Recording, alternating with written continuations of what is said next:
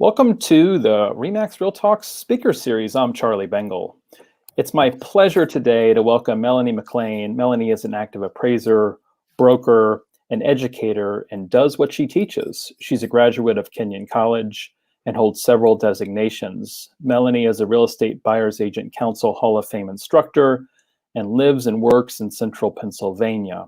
In 2018, she was named Realtor of the Year by the Pennsylvania Association of Realtors. So Melanie, you may not be able to tell us who's going to get the electoral votes for Pennsylvania at this moment, but you're going to be able to educate us on appraisals and all things appraisals. So for our audience, feel free to ask questions in the chat box. Melanie's going to be monitoring that as she continues her presentation. Good morning, Melanie. Welcome, and the floor is yours. Good morning. It's lovely to be here. I'm glad we got on a little ahead of time because we had some glitches, which we ironed out. And I believe that the PowerPoint is going to be brought up now. Is that correct? Yes. Okay, perfect. So this is the topic, and we don't need to spend a lot of time on that screen. If you would go to the next one. So, is your market on fire? So I call a market on fire one that has very low supply. Is this familiar? Very low interest rates, also very familiar. Very high demand. Now, one of the things that you have to recall, if you've not been in the business a long time, I've been in real estate since the BC era, which would be before computer. So the one thing I know is that it changes. A seller's market today is a buyer's market in a year or so, and it will just keep on doing that. So whatever you're going through now, sometimes it's painful, but it will change. So if you could go ahead and advance again. So here are our symptoms. Number one, very low supply, very short days on market. One of the things everyone who is pricing or appraising a property should look at is days on market. And I'm not talking listing to closing. I'm talking listing to contract. Multiple offers. Successful offer is generally over list price. Although we will talk about how offers are always price, terms, and conditions. Now, here's what happens. Sellers sometimes get greedy. So I've noticed in my own MLS, there have been some recent reductions. And those were sellers who heard how hot the market was. This is my opinion, and decided to be what I call aspirational. So yeah, the realtor said my house was worth 400, but what the heck, I'm going to try for 500. And after a time, they realized, okay, perhaps I overreached. Now, buyers get frustrated. I can't see you because it's a webinar, but if we were live together, I'd say, how many of you have a buyer who has lost a house? I know this summer, I finally closed with young first-time buyers, and it was the fourth offer we wrote when they finally got a house, and they did get a little frustrated. We hung in there. They got a house. Now, sometimes we get blamed. Now, I don't know of any real estate agent in the world who, if they had the ability to control a market, would not do so. I mean, wouldn't it be great if you could control the market, but we can't. Appraisers get blamed. And so, I have two hats in my closet. I'm an appraiser and I'm a broker. So I see this from every side, and I know appraisers get blamed. But at the end of the day, folks, market data is what market data is. And we're ready for the next slide. Now, the thing you have to remember is one of the silliest questions people ask us because they don't know any better is, how's the market? Like the market is a homogeneous blob. The market is not a homogeneous blob. Some segments of the market behave differently than other segments. In most markets, if you're going to have a price range with longer days on market, it will be the absolute upper reaches of your market, because you've all seen the graphic of the pyramid, and some of you have used it perhaps in a listing presentation.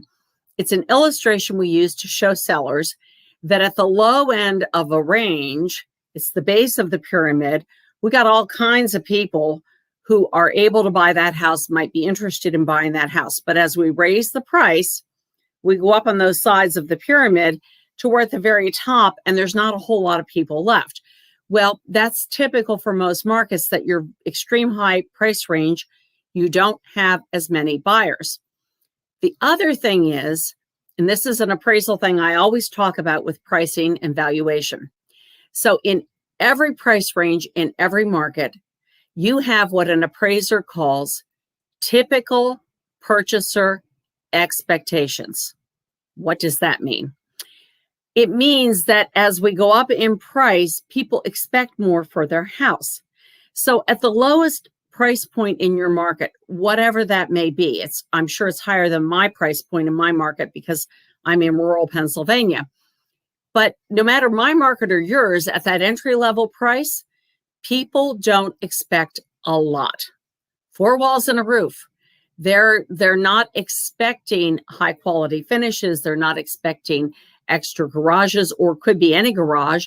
They're not expecting extra bathrooms, things like that. As we go up in price, people expect more. You have a point in your market, I don't know it, but you should, where a 2-car garage, for example, is no longer acceptable. Buyers in this price range expect a 3-car garage. So the differences in price ranges will affect supply and demand. And I always give as an example, you could have 2 sellers in the same market. And let's say they meet at a social event. And let's say seller A has a house in that great price range. Everybody wants, there's tons of buyers. He put it on the market. He sold it within 2 days. And let's say seller B has, number one, a unique home. Folks, unique almost always takes longer to sell. The more someone makes a home specific to what they want as opposed to what other people want. So let's say seller B has very unique home, very expensive home, has done custom finishes, has made it really to adapt to his or her specific needs. And it's been sitting there on the market because not everybody wants a 12-car garage and a bowling alley in the basement. So these 2 people meet at a social event and they start talking about houses, and seller A says, oh yeah, my agent sold my house in 2 days. I even got over list price. And seller B has been sitting there for 9 months and his house hasn't sold, or her house hasn't sold. And people being what they are, do you know what seller B says?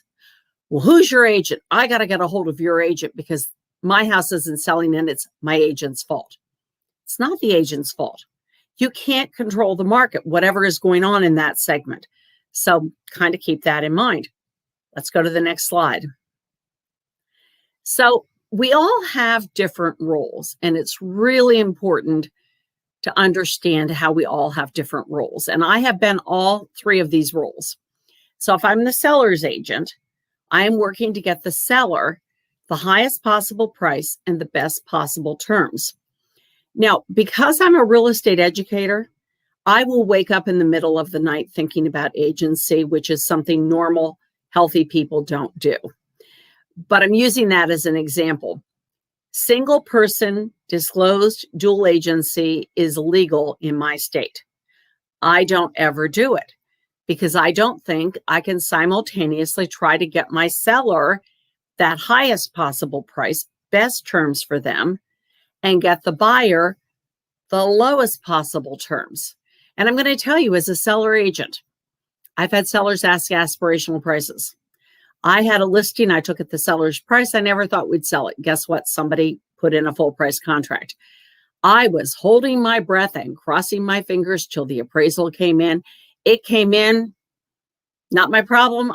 Did I think probably the buyer paid too much? In my opinion, they paid too much, but I didn't represent that buyer, was not their agent, was doing my seller agent job. Now, if you're a buyer agent, this is a tough market because buyers want us to try to get them the lowest possible price. And in this market, I would expect many of you are finding you're negotiating just to get a chance to show the house and get an offer in. I heard in a class on negotiation I taught last week that there were agents, listing agents, who were arbitrarily cutting off the number of offers. I'm not real comfortable with that unless it would be absolutely at the direction of the seller. But at any rate, if you're a buyer agent, you are sometimes negotiating just to get in that house and then, of course, to write an offer. And in this market, many of you are telling your clients, we're not going to be able to get below list price. The big question is going to be how high above list price we're going to have to go to get you this house. So that's where you are with that. Now, the appraiser, they are working to produce credible results. And I underlined that. So credible results is a term out of USPAP. USPAP, Uniform Standards of Professional Appraisal Practice. USPAP is embedded in every state appraisal law.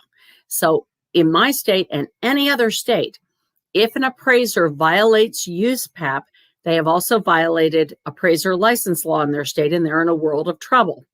So credible in USPAP means worthy of belief. So when I send a report into the lender, they've got to be able to read through it, look at it, and say, this is believable. I understand how she reached this conclusion. Now, the appraisals we're talking about today are the appraisals done as collateral for loans. And I have to tell you, my last thought before I hit send on an appraisal for lending purposes is this. If the lender has to foreclose on this house, if the buyer doesn't make the payments, do I believe the lender can sell that property for what I appraised it for? Because that's what they asked me to figure out. And all of those things are always in the back of the lender's mind, which is why so many things that happen or are reported in an appraisal can be a red flag for a lender and make them either reject the loan or be real uncomfortable about it. Let me give you one quick example. So one of the things appraisers always do as part of the Fannie Mae appraisal form is they report the age range and price range of a neighborhood. So let's just say an appraiser is in one of your neighborhoods and they say price range in this neighborhood is $400 to $450. If they come in at $500,000 on a house in that neighborhood, I guarantee you the underwriter is going to be calling them, emailing them, whatever, and saying, wait a minute, you've got a house that's outside the range of value for the neighborhood. That's a big red flag. That whole concept also plays out when we're listing homes. So I would expect many of you have heard what I've heard. And it's an old song, shall we say. Do you know what I could get for this house if it was located XYZ? Guess what? Location is fixed. You can't change your location. So if you're in a modest neighborhood and you have a very nice home and you're a seller and you think you ought to be able to compare your home to these other homes in neighborhoods with larger homes, newer homes, different price point, the appraiser's not going to do that because it's not going to be credible. It's going to be a red flag on the appraisal. So let's move forward to the next slide. We'll talk some more. So when I'm a seller's agent, first of all, I try to prepare a realistic CMA.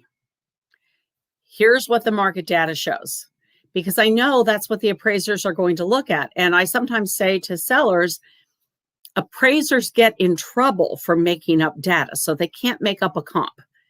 The comps are what they are. Then you have to advise the seller of market realities. So there may be people who are on this webinar who were in the real estate business from, let's just say, 2005 on. So the second quarter of 2006 was when we began the slide into the mortgage meltdown. That was the first quarter that the Case-Shiller index, which is an index of repeat sales of the same properties, reported a decline in value, which was really big news. Well, those of you who were in real estate then know what happened next. What happened next was we had a wave of foreclosures. We had a ton of inventory come on the market. It was absolutely a buyer's market.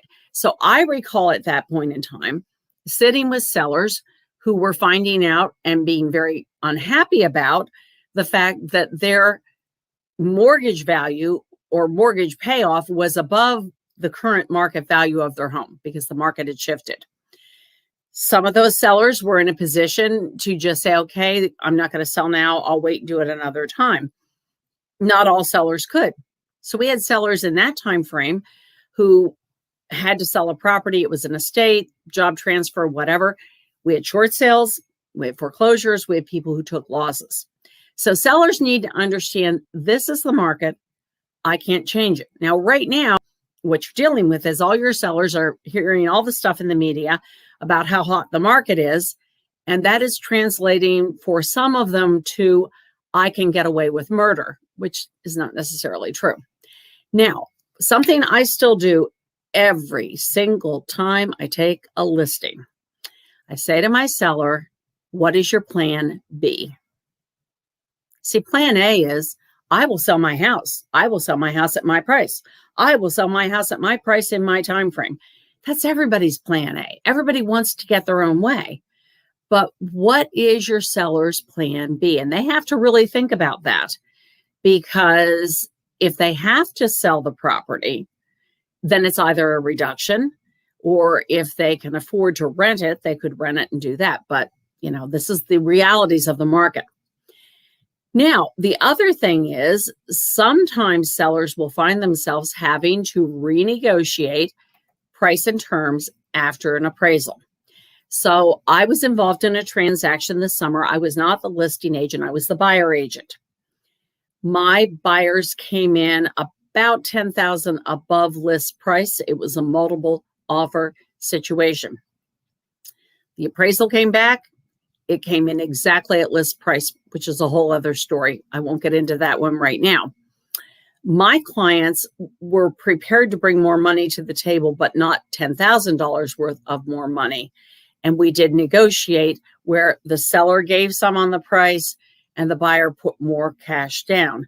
And so you do have to ask them that. We're also going to get into some of your specific situations with sellers and appraisals. So we're ready for the next slide. So buyer's agent, I want to prepare a realistic CMA.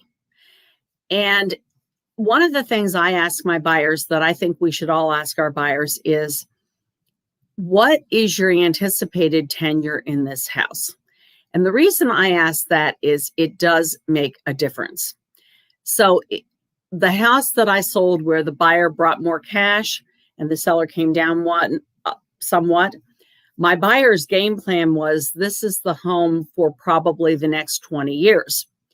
So yes, they were paying maybe above market value. I thought it was within the range, but they have a long time frame and they're both retired, so they're not going to get a job transfer, etc. Now, if you have a buyer who says, you know what, I take opportunities as they come. If I get a job offer in a better place or for more money or whatever, I may leave. Those folks have to be real careful, because we all know if you buy a house this year and pay all your closing costs and do all that stuff and turn around and sell it next year and pay closing costs again, you might end up being in the hole. So have the realistic CMA. Have the negotiation strategy for them. So I just taught the RENE course, Real Estate Negotiation Expert. Awesome course. It comes out of REBI. And I got to teach that live because there's a classroom in Bethlehem, Allentown, Pennsylvania, in a realtor association that's a huge classroom, and we could socially distance. So we had a really good time with that. But when you do negotiation, which, by the way, is one of the most valued things for us to do for consumers. In other words, when NAR polls buyers and sellers and asks them, what do you want your agent to do for you? Both of them list negotiation in their top 3 things of what they want us to do. So have a strategy. Now, in this market, your buyer needs to understand there may be no second chances. So I'm sure many of you have had a listing agent say to you, it's a multiple offer situation, bring me your highest and best. Now, Next thing you're going to do, can you invest more money if you have to? The buyers in the scenario I described tapped into retirement savings, which they didn't want to do, but they were able to do. But this ties in with what's the walk-away price. They had a limit, and they had decided in advance, we will put this much additional money of our own into this, but we won't go beyond that. Your buyer has got to set that figure. And I always say to a buyer, I can't decide this for you. You have to decide it. You're the one that's going to be making the payments on this house. You're the one living there. So this is completely up to you. And again, the buyer has to have a plan B. We all know buyers who thought they were going to get what they wanted every single time, and that did not happen. So the buyers need a plan B. And I have had some buyers say, I like this house, but I don't love this house. In which case that to me, that signals they probably would be okay if they didn't get it, except for the fact there's not a whole lot of other stuff to look at. Okay, let's go on to our next slide. So the appraiser, when I have that appraiser hat on, I have to prepare a credible appraisal report. We talked about credible. I have to support my value and my adjustments. So I could do 7 hours on adjustments, and I'm not going to do that with you today, and you'll be grateful. But let me tell you this, adjustments are very highly scrutinized in the appraisal process. And if I make an adjustment, I have to be able to prove where I got it. Most adjustments are market-based, not cost-based. So sometimes a consumer will look at an appraisal and say, well, gee whiz, I have a second full bathroom and the appraiser only gave me $3,000 for that, and you can't install a full bath for $3,000, which is absolutely true. You can't. What the appraiser is saying, in this market, in this price range, for this type of house, the typical purchaser, we're going back to that person again, will pay $3,000 more for an additional bathroom. Now, the intended user is the lender. This is such a big deal with appraisers. And I totally understand why buyers are confused, because buyers go in to see their lender. They write out a check for the appraisal and the credit report. When the appraisal is done, they get a copy of the report. That's a federal law. And yet they're not my client. And in fact, I can't talk to the borrower unless my client, the lender, says, yeah, it's okay, you can talk to them. So the intended use is the lender. Intended user is the lender.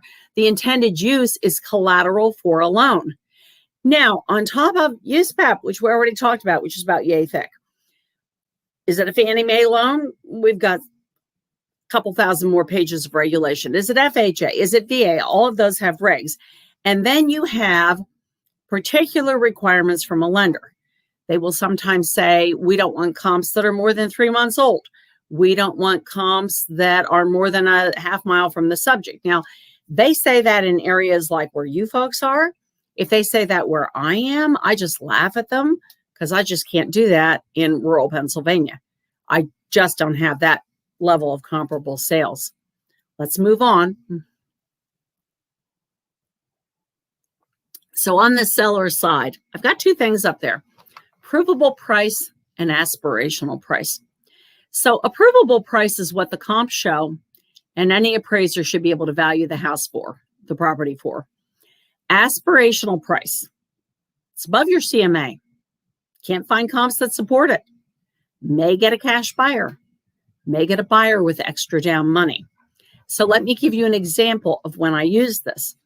I had a client who had a very unique property in a part of my market where we get a lot of second home buyers. Now, she lived in the house year round.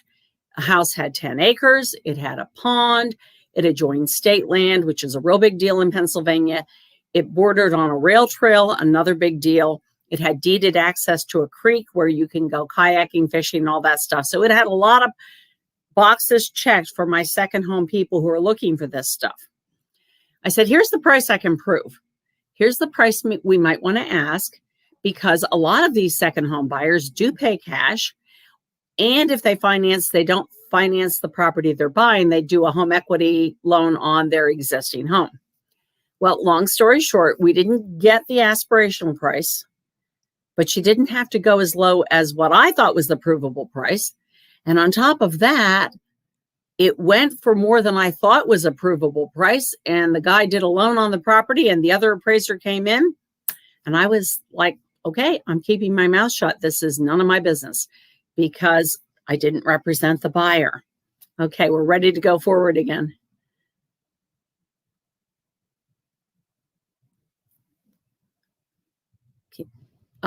Okay, buyer side.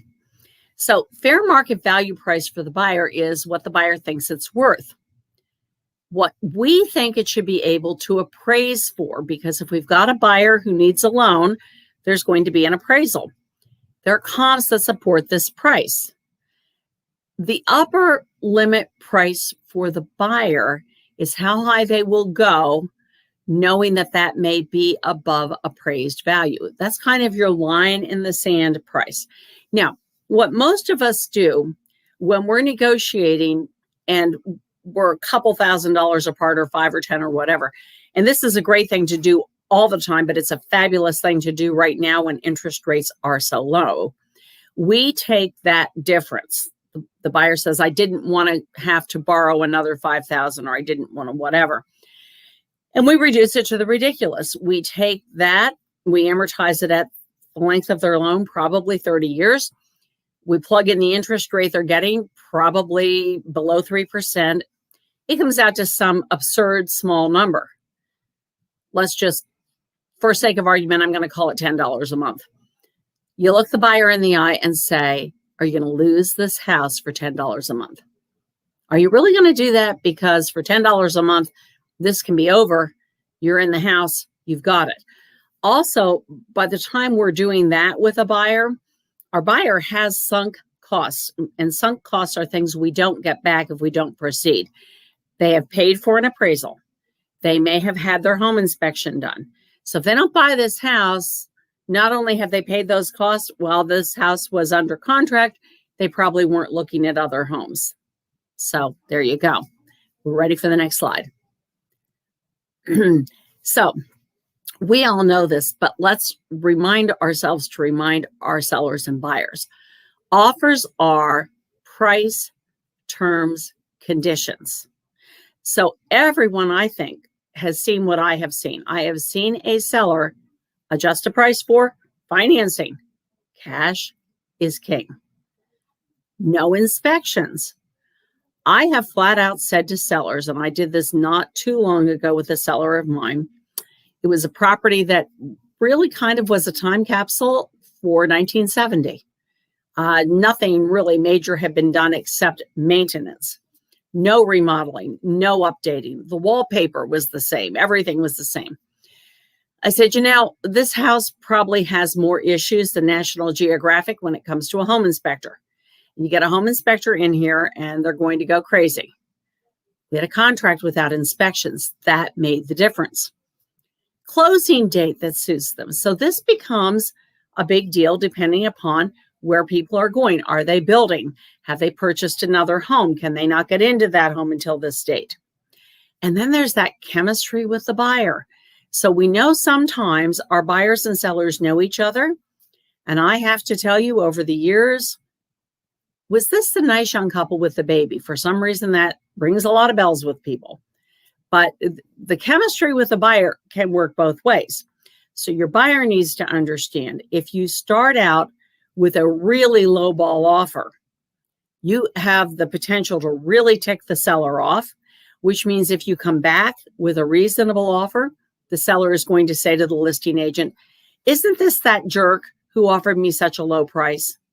And that could mean you don't get a chance to go forward.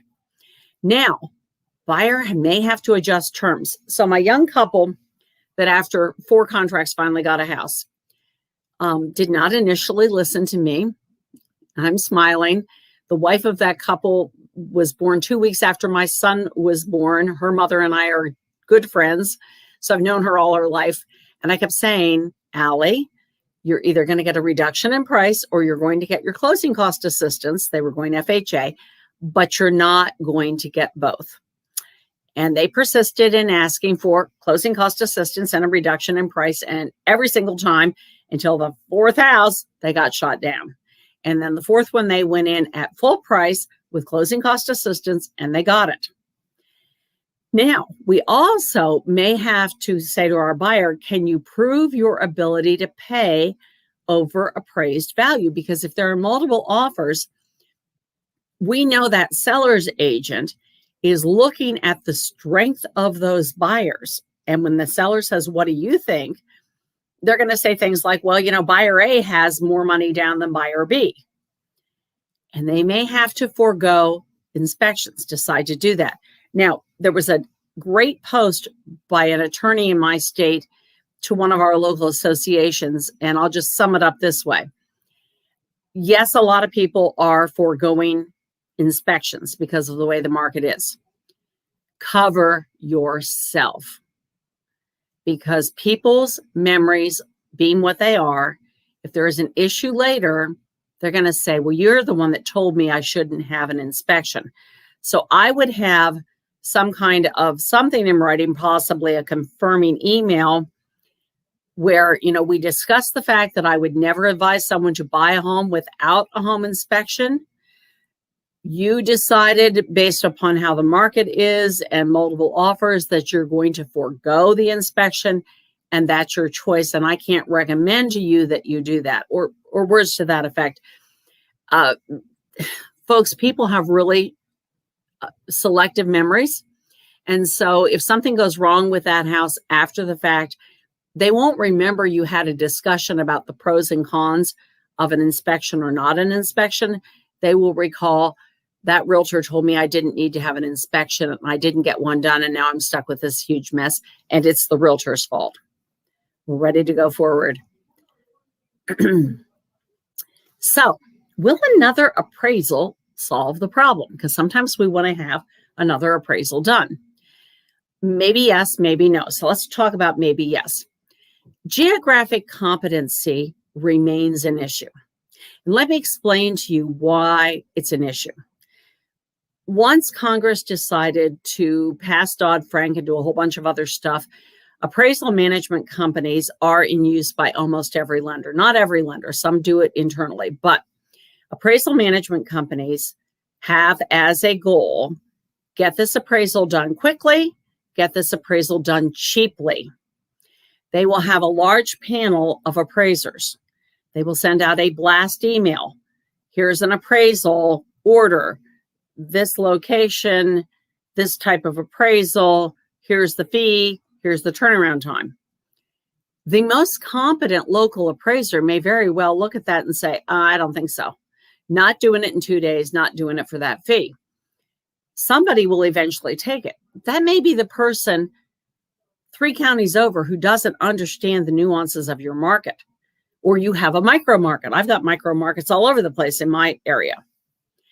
Now, if there are errors in the report, under Dodd-Frank, an appraiser has to correct errors.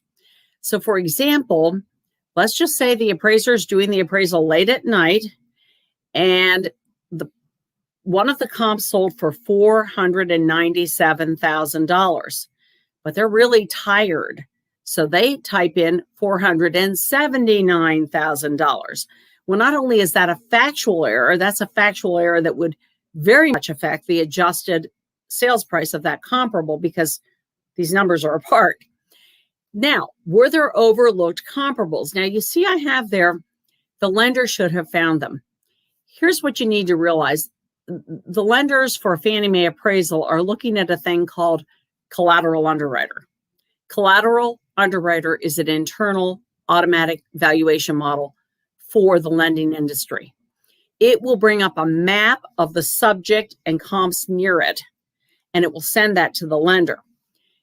The comps will be from public records as well as from MLS. So if there was a comp right across the street that the appraiser didn't use and they didn't comment on why they didn't use it, the underwriter should have picked up on that. They don't always pick up on it. There is no formal training to be an underwriter. which is a very sad thing. Now, maybe this will not solve the problem. Maybe the appraiser does have competency, does know the market, didn't make any mistakes, and the underwriter and the lender agree the comps used were reliable comps. So it could be that it would change things, but maybe it won't.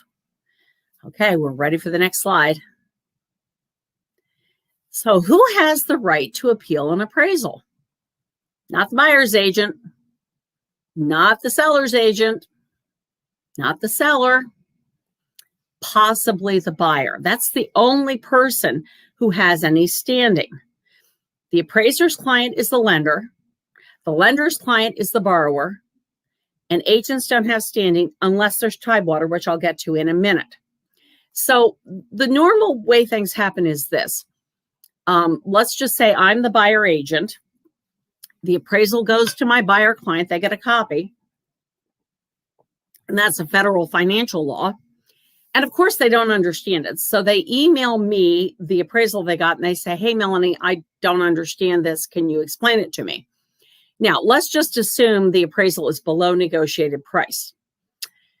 And at this point in time, with my client's permission, I'm going to alert the listing agent we have a variance between negotiated price and appraisal, and I'll get permission from my buyer and I'll share the appraisal with the listing agent, who will turn around and share it with the seller. So I understand as an appraiser, once I do an appraisal, who knows who's looking at it. But I can't call the lender and say, this is wrong, that's wrong. I have to make the buyer do that. I basically feed information to the buyer. So it becomes a little bit convoluted, shall we say. Now, if we'll go to the next slide. Appraisal doesn't meet contract price. Well, we all know there's two sides to every story. Seller, that appraiser is an idiot. I won't take 1 penny less. They have to review it and change it. Tony, I'll get to that in a minute, okay? Lender should get another appraiser. Will the seller get her own way? Probably not. Sellers are chopped liver to the lender.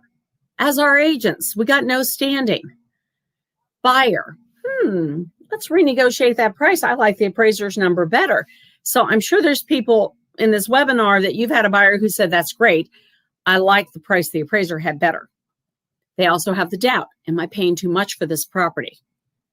Now, one of the jokers in the deck is we don't know when we're the buyer agent if there is a backup buyer that the listing agent has that they can turn around and go to. But the buyer has to appeal because they have the relationship. Can you put that question up here again? That gentleman asked about, okay, VA appraisal question about leaving off upgrades, any adjustment for gated community versus not gated, or homeowners versus no homeowners. Tony, great questions.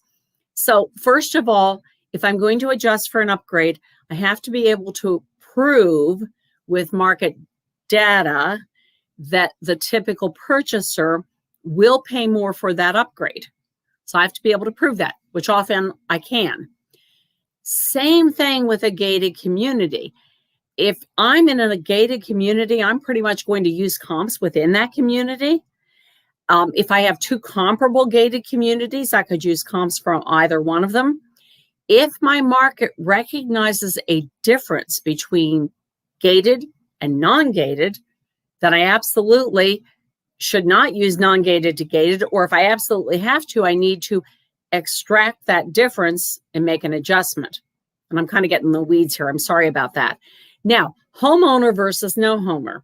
So, you know, this will become so particular to your market because we know there's benefits of a homeowner association and there's issues with a homeowners association. So one of the benefits is that a lot of exterior stuff is done and you don't have to pay extra for it and all that good stuff. On the other hand, some people find homeowner associations to get a little bit oppressive. And some people find that homeowner associations are charging what they perceive as a lot of money for what they are actually getting. So the answer in a nutshell is you always circle back to the market. As an appraiser, I have to see what the market tells me. but I'm ready for the next slide. Okay, so VA. VA is your best situation if you find yourself in VA, because there is a thing called a tidewater initiative. And this is a requirement with VA that before the appraisal is uploaded to VA, the appraiser has to give notice to the lender, I'm not coming in at contract price. Your contract price is $375. I'm at $360. I can't get it above there. The lender goes to both the agents and says, okay, we've got tidewater. The appraiser's at $360. Do either of you have comps that will support the value? And the appraiser should consider and comment on them and possibly revise. Under VA, all VA appraisals have always been able to be appealed. What Tidewater does is it moves the appeal process to before when the loan is made. So the appraiser's got to look at them. They've got to consider them. Now, most of the time I have been successful with Tidewater as an agent. I had one this summer where I was not successful. The appraiser in question is a person, I'm just going to say this because it's what he is. His mind is made up. Please do not confuse him with any facts. And the ego is such that if he once said it's worth X, he's never, ever going to change that, which was unfortunate. Now, FHA. FHA appraisals are stick for 4 months. FHA will not order another appraisal on that property for 4 months. So when you list a property and you know your typical purchaser for that property is probably going to go FHA, you need to have a nice long talk with the seller and say, look, if this comes in low, we're stuck with this FHA appraisal for 4 months, which means we either come down to this price or we then have to try to find buyers who are not FHA. But yet, when I analyze the market in your neighborhood, Mr. and Mrs. Seller, most of the homes are selling FHA because of whatever. Now, reviews, VA appraisals, Liz, I think they also stay for 4 months, but I'm not completely sure. FHA does stay for 4 months. Drive-by, yes, it is a lesser appraisal, and a lot of appraisers don't like to do them because you don't know what the interior of the property is. And so I'm sure everyone who's listening to me today has had two kinds of surprises on going into a home. The one is from the outside, it looked great, and the inside was, oh my gosh, awful. Second one was the outside didn't look all that great. You went inside, the inside was fabulous. So the problem I have as an appraiser with a drive-by is I really don't know what's in that house. I don't know what's been done. Now, review appraisals. So a lender can order a review appraisal. An appraisal management company can order a review appraisal. A state appraisal board, upon a complaint, can order a review appraisal. They're done for a variety of reasons. Check the quality. Check the comps that were used. Check for errors. Go ahead and move us forward. How is appraisal on condo with no comps 2-year-old building done? Margie, so all the sales were when the condos were built? Is that what I'm hearing? So I would say this, there ought to be a comparable condominium building which offers condos of the same size and same amenities within the condo project. And that's where most appraisers would go for that. Okay, and we could co-op versus a condo. Isabel, I personally would not necessarily use those as comps for each other. If I were doing a co-op, and we have no co-ops where I live, but I would stick with co-ops because it's a different form of ownership.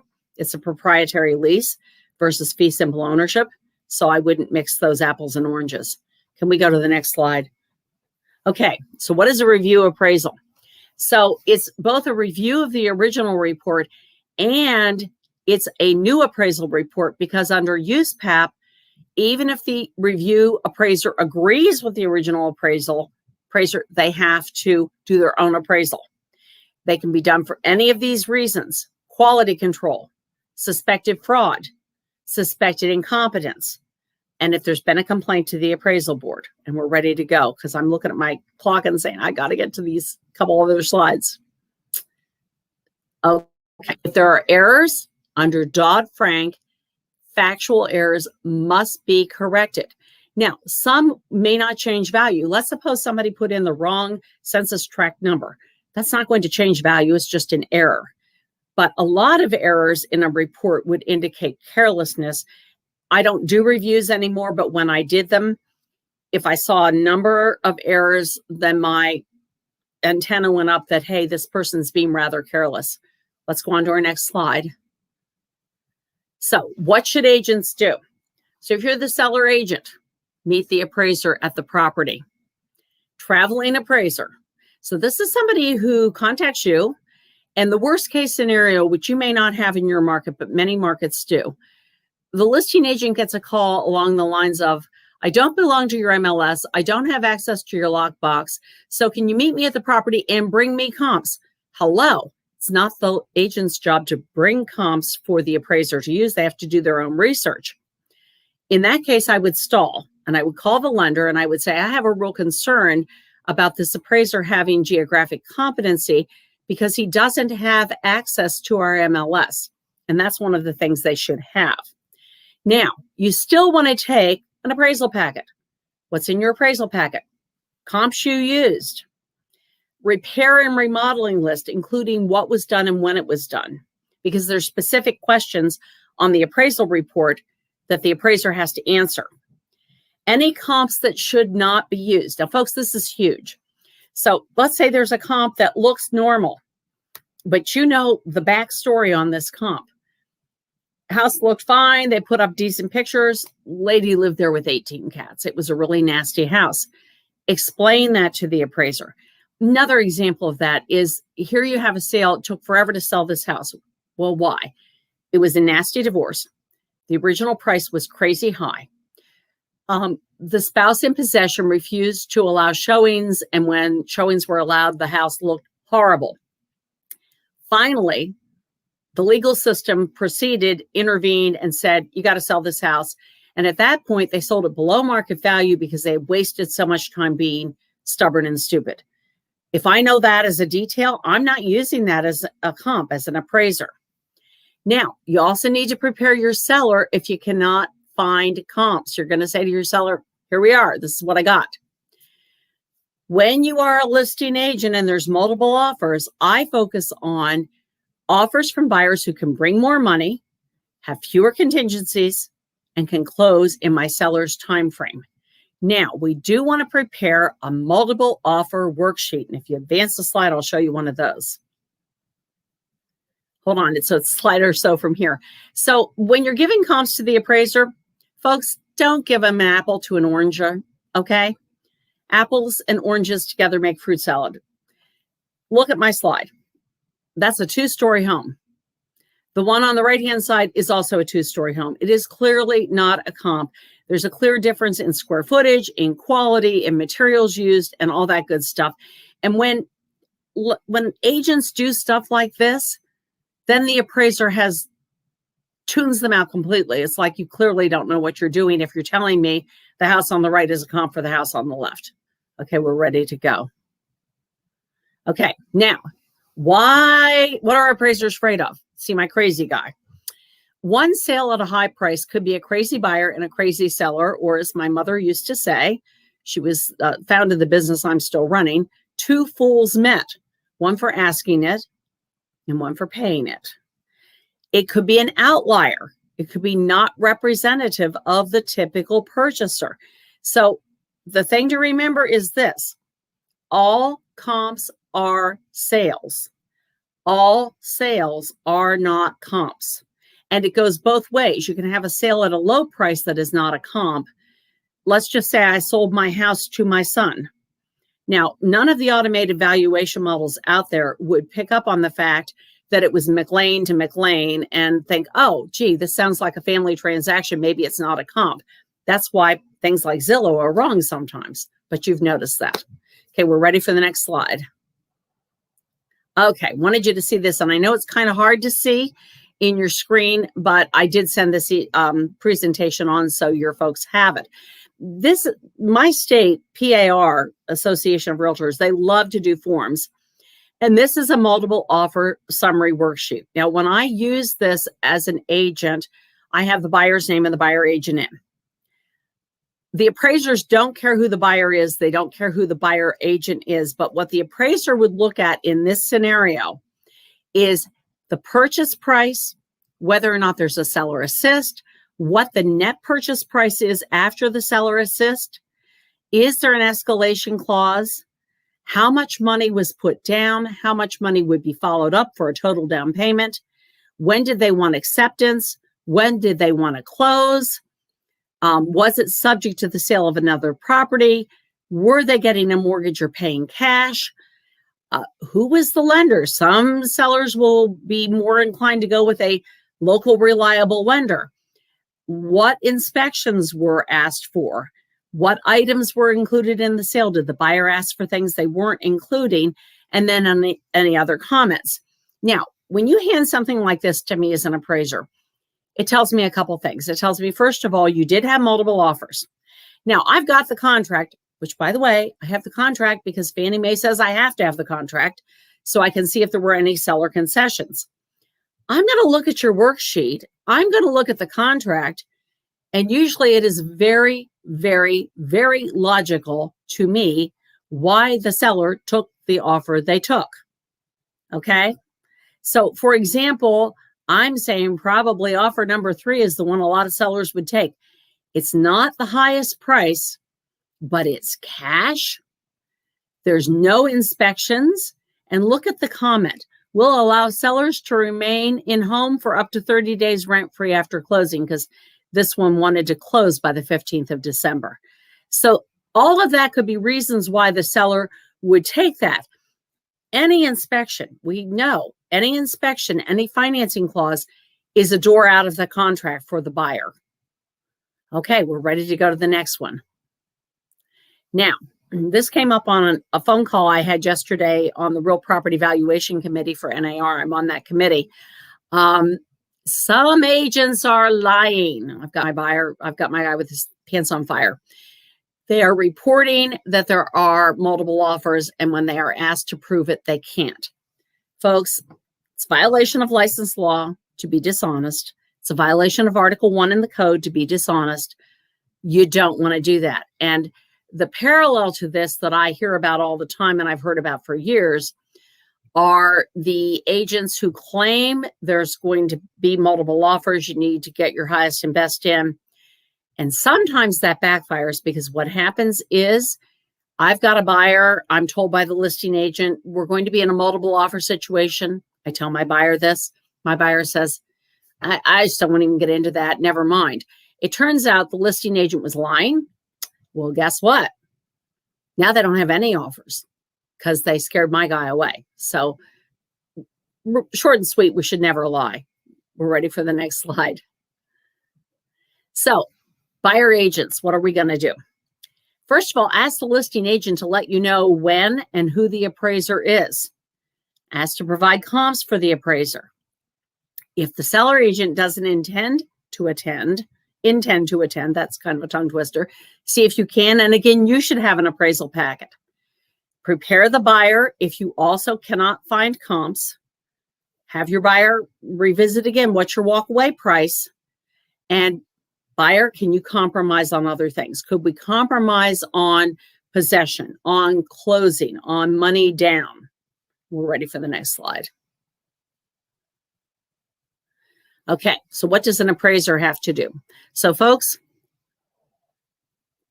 under USPAP, I must consider any and all, I've got a typo in that, it should be any and all market data available to me in the normal course of business. I'm in an open record state in Pennsylvania. That means every transaction is available to me in the normal course of business. I can look it up in public records. Fannie Mae says I must select and use comparable sales which are physically, functionally, and locationally most similar to the subject property. I review the date of the contract for the supply available at that time when I'm looking at a comp. So in other words, let's say a property closed at the end of August, but the contract was written July 1st. I'm going back to July 1st. What else was available on July 1st in that market for that kind of house, because I have to be logical and assume that based on what was available, the buyer made the best decision given what was available. So if the inventory is even lower now, that's going to be the upward pressure on prices. I ask agents for pending comps or comps that are possibly not in the MLS where data can be verified. Now, when you're going to give an appraiser pending comparable information, please get permission from your client. But I've never had a client say no when I've asked them, because they say, well, who's going to get it? And I'm like, the lender. Borrower's going to see it. And, you know, by the time the borrower gets it, we're probably going to have closed because we're pretty close. Appraisers should be open-minded, and it is a fault in the appraisal profession that not all appraisers are open-minded. And of course, be diligent and produce those credible results. We're ready for the next slide. So how do the agents interact in this? Well, if we're in a collaborative situation where we both want this transaction to work, we'll brainstorm, we'll figure out the best comps. Buyer agent will share the appraisal with the seller agent. Now, I want you to think about this. When an appraisal is over negotiated price, buyer agents don't share it. They just say to you, you know what, the appraisal was fine. Now, when the agents are competitive, the seller could have a backup buyer. Maybe the backup buyer came in after this offer was accepted. The buyer has a backup house, or either side is very firmly entrenched. I'm not moving. Or the buyer got cold feet, or the seller thinks they can do better. So this is a sad situation because it's no sale and no commissions, which none of us like at all. Okay, we're ready for the next slide. Now, what if both agents, buyer and seller, all agree the value is low? We've given them comps, pointed out lender errors, and the appraisers dug their heels in. Maybe we need to find another lender. So I'm going to tell you a true story about this. I had a client who was one of 5 sellers on a property she had inherited. Property was sold, appraisal was done. The appraisal was a hot mess. And it was so bad that I ended up emailing the lender as the broker of the company. My company had handled the sale and said, Jackson Real Estate will pay for another appraisal because I think this one is flawed. And I never use the word review because I'm an appraiser. I don't use that word lightly. That lender got another appraisal. Everything was fine. We closed. Now, fast forward, that same person who was one of 5 siblings is now going to sell her house and buy another house. And we know the house she wants to buy is coming on the market. The people were waiting to get into an assisted living facility. I said to my client, you need to get your ducks in a row and be able to prove that we can go in and pay for this house. And she said, well, I can pull the money out of retirement. And I said, well, you know what? That's not always great. You own your other home free and clear. What about getting a home equity line of credit? So she went to a different local lender and said, I want to get a home equity line of credit so I can buy this house. And the lender said, fine. And the next day, the lender called her and said, hey, the appraisal is set up and so will be coming to appraise your house. Well, guess what? It was the same appraiser who had messed up the appraisal on the house she had inherited. She called me up and said, what should I do? I said, okay, here's what's going to happen. You're going to call the lender and tell her you don't want this appraiser in your property. And she's going to tell you that there's a list of appraisers and her hands are tied. She can't do anything and yada, yada, yada. And I said, you just listen to that for as long as you have patience. That's up to you. I said, and then you say, maybe I need to find a new lender. Well, this woman was widowed. Her husband had a business. All of his business accounts were at this bank where she was getting the loan. The minute she said that, all of a sudden, I'll call you back. And within an hour, she said, not a problem. We've got this reassigned. So never hesitate to be assertive.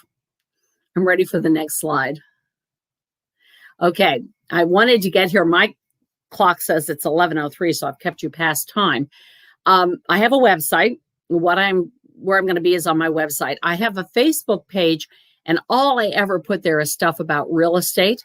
And I posted this morning about some mortgage fraud in Pennsylvania, and I sometimes other things that are of interest. I will answer any other questions. I've had a great time being with you folks today. Hey, Melanie, it's always good to see you. I appreciate you being on. Do you have time for just 2 questions? Absolutely. I have time for as many as you like. Okay, awesome. One question. What can we do as listing agents to help our listings value? So, Deborah, you're going to circle back, do a good CMA.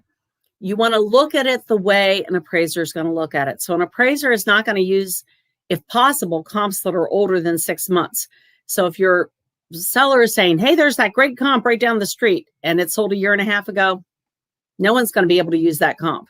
So try to focus on what an appraiser would use. You can get all the Fannie Mae guidelines at allregs.com. But here's something else, folks. Make friends with an appraiser.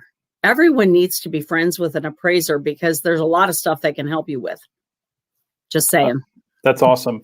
Are bedrooms and baths given the same weight when they are below grade, such as fully finished basements? No. Fannie Mae divides living space between above grade and below grade.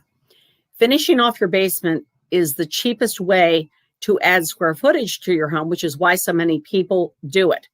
But Fannie Mae guidelines are if any part of that level is below grade, the whole level is considered to be below grade. So if you think of a split entry home where you walk out at grade level at the back, there's doors to a patio.